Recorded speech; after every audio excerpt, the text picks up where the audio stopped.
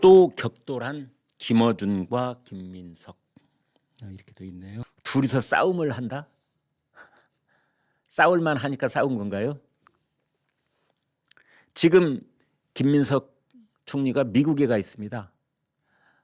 미국에 가서 뭐 화상으로 국무총리실하고 뭐 회의도 하고 뭐 또 백악관 깜짝 방문해가지고 트럼프 대통령을 20분 동안 또 만나기도 했어요. 트럼프 대통령이 대한민국 국무총리가 오니까 만나 준 겁니다. 그래가지고 김정은이가 아직도 나 만나고 싶어 할까요? 이렇게 묻기도 하고. 가령 3월 말에 중국에 간다고 했었는데 그때 어떻게 만날 기회가 만들어질 수 있을까? 그때 김정은이 중국에 와가지고 중국에서 만나는 방법 또는 뭐 그 이후에라도 만날 수 있으면 좋겠네 라는 식으로 얘기가 오갔다는 거 아닙니까? 그런데 거기에 대해서 김어준이 뭐라고 했느냐? 대통령 방식으로, 그러니까 이재명 방식으로 차기 주자 육성 프로그램의 일환으로 해석된다. 김어준이 그런 말을 한 겁니다. 이재명이 지금 김민석을 차기 주자로 키우고 있는 것 같아. 김민석만 키우는지 아닌지는 모르겠어. 김민석도 키우고 조국도 키우고 뭐 그런가? 그 밖에 또 누구 키우고 있나? 그러나 아무튼 김민석은 그 중에 하나다. 여권의 차기 주자로 김민석을 염두에 두고 있는 것이다. 그러자 김민석은 뭐라고 했느냐? 어처구니 없는 공상이다. 무협소설 쓰지 말라. 무협소설.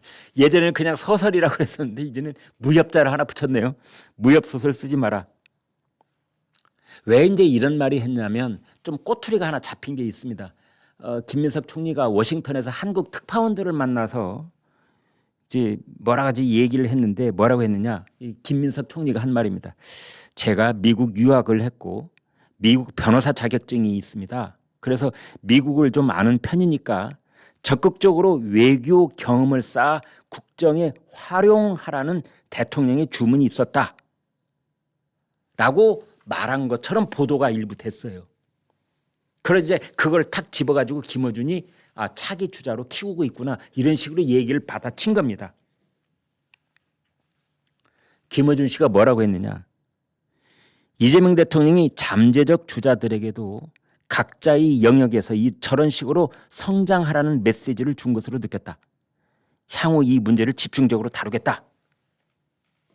그렇습니다. 그러자 김민석 총리가 페이스북에 이재명 대통령이 나한테 외교 경험을 쌓으라는 말씀을 하신 적도 없고 제 간담회 발언 어디에도 그런 문구는 없다. 막중한 책임감으로 점철되는 공직 수행은 이런 무협소설의 대상이 아니다. 언론은 무협지 공장이 아니다.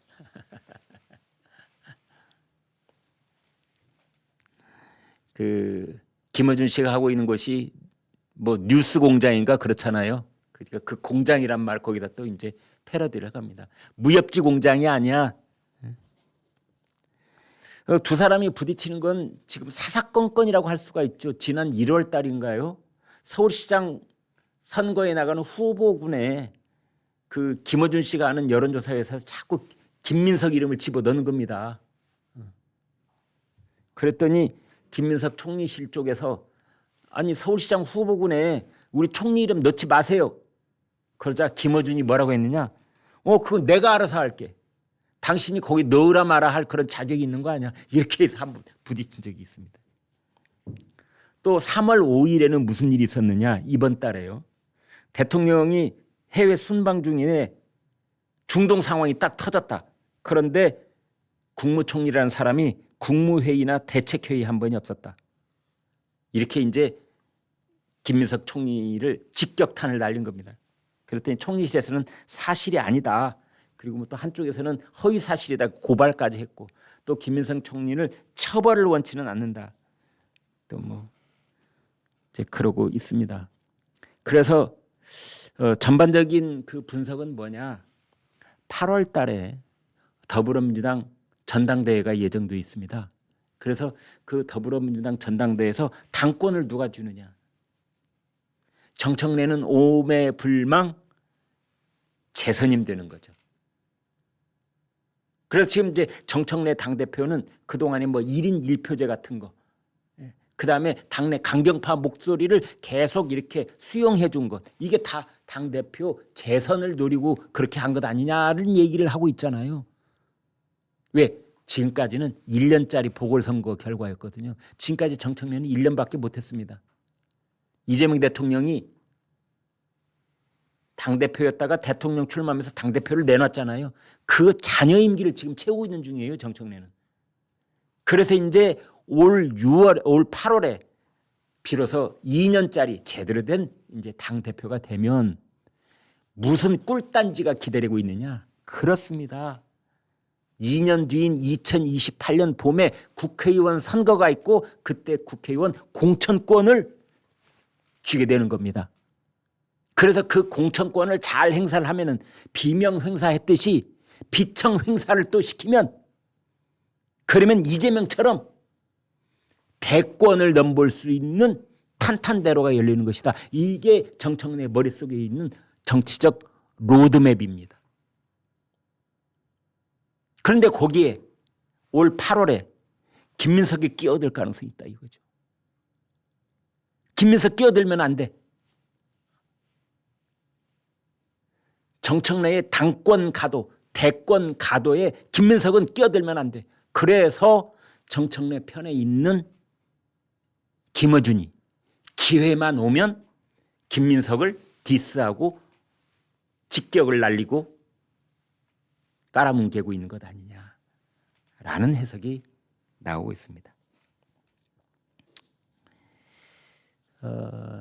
친명계 쪽은 이제 김민석 총리를 지원하고 있는데, 친명계 쪽에서는 무슨 얘기가 나오고 있느냐? 김어준 씨하고 거리를 두자. 그다음에 정청래한테도, 야, 김어준한테도 강력하게 대응을 해.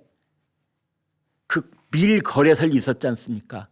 공소 취소하고 보안 수사권 보장, 이걸 엿바꿔 먹었다. 검사들하고 대통령이 했다더라. 이게 거래설 아니에요. 그런데 거기서 대해서 민주당이 그 말을 퍼뜨린 최초의 발설자인 전 MBC 기자 장인수만 고발을 하고 김어준은 고발을 안 했어요. 그러자 친명계 쪽에서 김어준도 고발해. 이제 정청래한테 그렇게 요구를 하고 있는 겁니다. 그런데 어찌됐든 이제 김어준 씨가 지금 그 토크 콘서트를 대형으로 기획을 했거든요. 그래서 뭐 전국을 돌겠다 지금 그러고 있는데, 오늘이 17일인데 지난 14일, 그러니까 지난 토요일 그 대전에서 첫 번째 토크 콘서트를 열었습니다. 김어준이. 그런데 웬일이랍니까? 사람이 많이 안 왔대요. 기대했던 것만큼 사람이 안 왔다는 겁니다. 작년 6월에 말이죠. 작년 6월에 김어준 씨가 열었던 콘서트에는 문재인도 왔었죠. 정청래도 왔었죠. 주요 전현직 정치인들이 대거 참석해서 어마어마하게 상황을 이뤘습니다. 그런데 1년 뒤인 지금 이제 김어준이 토크 콘서트를 열어도 기대만큼 오지 않고 있다 라는 얘기가 나오고 있습니다.